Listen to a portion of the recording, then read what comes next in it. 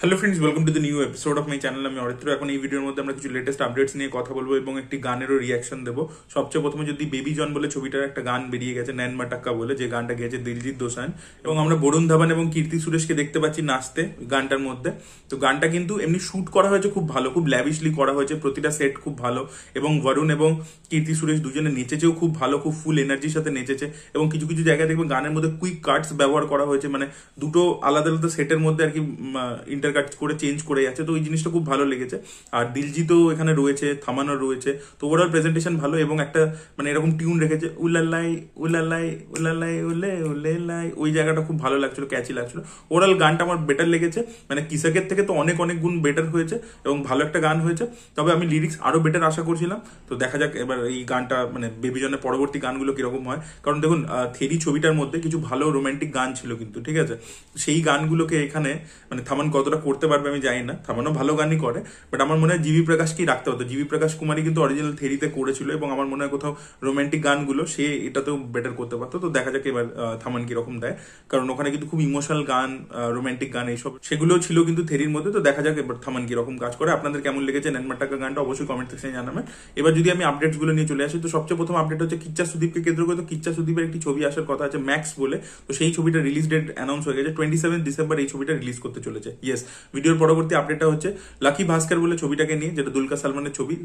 দিওয়ালির সময় রিলিজ করেছিল তেলেগু বক্স অফিসে, এবং বিশাল বড় হিট হয়, 100 কোটি টাকা কালেকশন করে নিয়েছে সেই ছবিটা। তো সেই ছবিটা এবার নেটফ্লিক্সে ওটিটি রিলিজ হচ্ছে 28 নভেম্বর, এটা রিলিজ করতে চলেছে নেটফ্লিক্সে। তো আমি দেখার জন্য মুখিয়ে আছি। লেটস সি কিরকম হয়। আপনাদের মতামত অবশ্যই জানাবেন, আপনারা কতটা ওয়েট করে আছেন ছবিটার জন্য।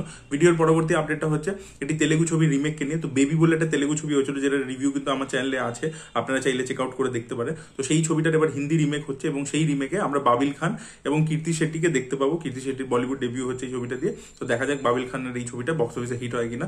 বেবি ছবিটা নর্থ ইন্ডিয়াতে এখন অব্দি সেইভাবে প্রচুর পরিমাণে লোকে এখনো দেখে। পরবর্তী আপডেটটা হচ্ছে অজিত কুমারের গুড ব্যাড নাগলি বলে ছবিটা নিয়ে। তো এই ছবি থেকে ডিএসপি কে মিউজিক ডিরেক্টর হিসেবে সরিয়ে দিয়েছে Mythri movie makers. Mythri movie makers এর সাথে ডিএসপির কিছু প্রবলেম চলছে, এবং কালকে পুষ্পা 2 এর সং লঞ্চ ইভেন্টে সে সেটা একদম সবার সামনেই বলেছে। তো তাকে এখান থেকে সরিয়ে দেওয়া হয়েছে, এবং জিবি প্রকাশ এবার গুড ব্যাড আগলির মিউজিক করবে। তো গুড ব্যাড আগলির শুটিং খুব সামান্য বাকি আছে, বাট দেখা যাক তারা পঙ্গালে রিলিজ করতে পারে কিনা। কারণ এই যে ছবিটা ভিডিও মুয়ারছি, এটা কিন্তু পঙ্গালে আসছে না, এটুকু কনফার্ম হয়ে গেছে। তো good bad আগলিটা Mythri movie makers যেহেতু তাদের প্রথম প্রডিউস করা তামিল ছবি, তো তামিল বক্স অফিসে পঙ্গালের টাইমটা খুব ভালো।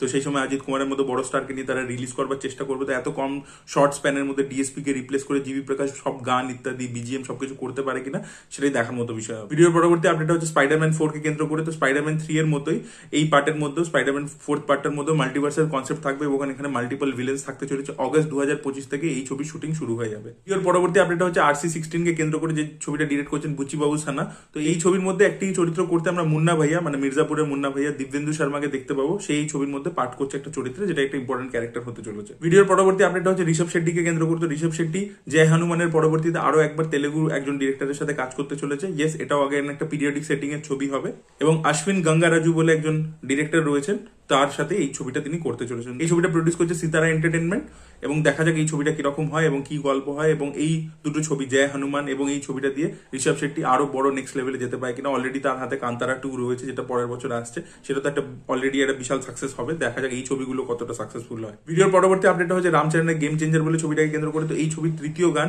28 নভেম্বর রিলিজ করতে চলেছে, 3rd সিঙ্গেল।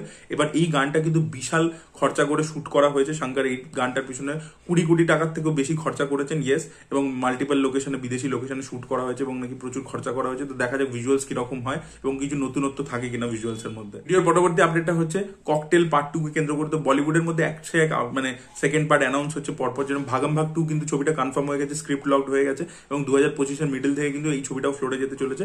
সেম ভাবে দীনেশ বিজান তিনি ককটেল 2 প্ল্যান করছেন। হোমি আদাজানি এই ছবিটা ডিরেক্ট করবে, এবং এই ছবির জন্য তারা অ্যাপ্রোচ করেছে শাহিদ কাপুরকে। শাহিদ কাপুরের গল্প ভালো লেগেছে, তো শাহিদ কাপুর এই ছবির মধ্যে থাকতে চলেছেন। ইয়েস, আর এছাড়া লুকাচুপিরও পার্ট 2 প্ল্যান করছে মানে ম্যাডক ফিল্মস, এবং তার মধ্যে আমরা কার্তিক আরিয়ানকে দেখতে পাবো। তো Kartik Aaryan back to back প্রচুর পার্ট 2 করছে, এবং খালি কার্তিক আরিয়ানের পুরো ওভারঅল বলিউডে কিন্তু পার্ট 2 দিকে, সিকুয়েলস এর দিকে বেশি ছুটছে, কারণ সেগুলো কিন্তু বক্স অফিসে মানি জেনারেট করে দিচ্ছে। ভিডিওর পরবর্তী আপডেটটা আবার কিছু সিকুয়েলকে কেন্দ্র করে। তো প্রকাশ ঝার দুটো খুব কাল্ট ছবি, একটা হচ্ছে গঙ্গা জল এবং আরেকটা হচ্ছে রাজনীতি।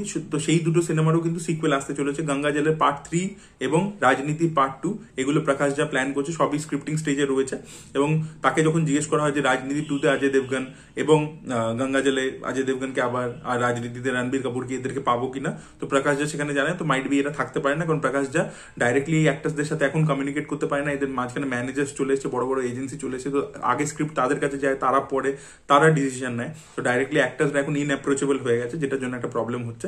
তো মাইট বি হয়তো এই যে স্টার কাস্ট আর কি, অজয় দেবগন, রণবীর কাপুর, এদেরকে আমরা এই ছবির মধ্যে হয়তো দেখতে পাবো না। তো বাগি 4 এর যে ফার্স্ট পোস্টারটাই ছিল সেটা কিন্তু ভালোই একটা রিয়াকশন পেয়েছে সোশ্যাল মিডিয়াতে, একটা চর্চা হয়েছে ওটাকে নিয়ে। তো এই ছবির স্টার কাস্ট সম্পর্কে জানা যাচ্ছে এই ছবির মধ্যে জিমি শার্গিলকে আমরা দেখতে পাবো এবং তার সাথে যিশু সেনগুপ্ত এই ছবির মধ্যে থাকতে চলেছে। তো দেখা যাক যিশু সেনগুপ্ত অ্যান্টাগনিস্টের চরিত্র করে কিনা, কারণ তিনি সাউথের প্রচুর ছবিতে অ্যান্টাগনিস্ট হন।